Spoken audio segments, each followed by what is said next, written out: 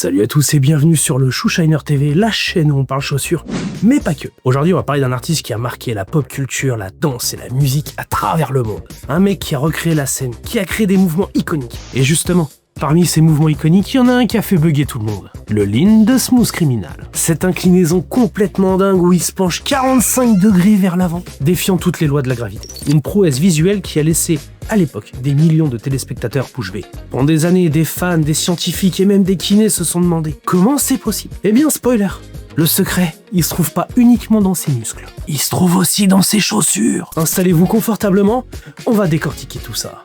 C'est parti.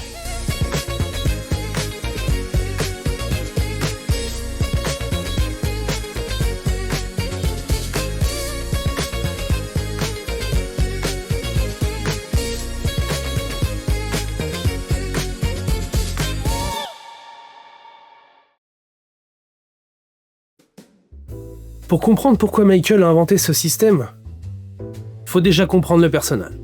Michael, c'est pas juste un chanteur ou un danseur, non, loin de là. C'est un obsédé du détail, un inventeur de scène, un mec qui a toujours voulu repousser les limites. Quand il crée un mouvement, il ne veut pas juste qu'il soit beau.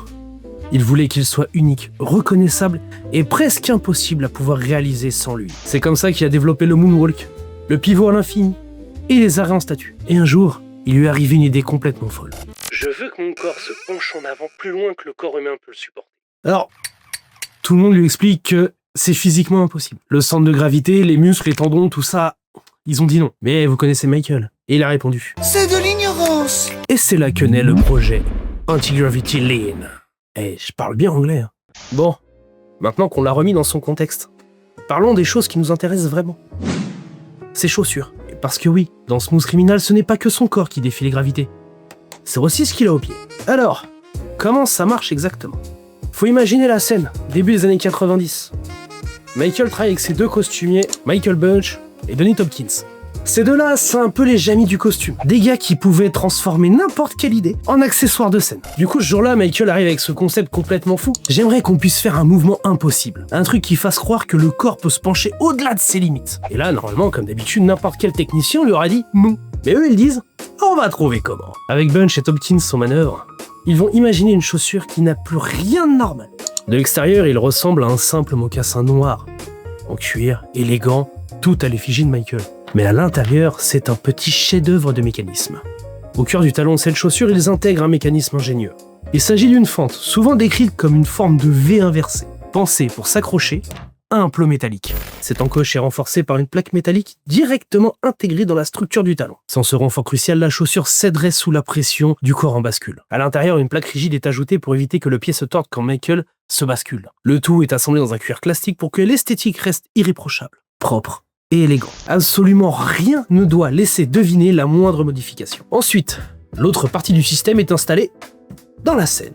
Sous le plancher, une tige métallique rétractable peut sortir au moment voulu. C'est un bloc d'acier qui remonte à la surface juste avant le lean. Et là, au moment du mouvement, Michael et ses danseurs placent leurs talons pile au bon endroit. La tige s'insère dans l'encoche, et à ce moment précis, leurs pieds sont fixés au sol. Et c'est là que la magie opère.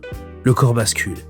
Et au lieu de tomber comme n'importe quel humain normalement constitué, il reste accroché par les talons. La chaussure fait donc ce qu'un tendon d'Achille ou un tibia ne peut pas faire. Elle encaisse la charge du corps qui passe au-delà de son centre de gravité. Mais attention, la chaussure ne fait pas tout.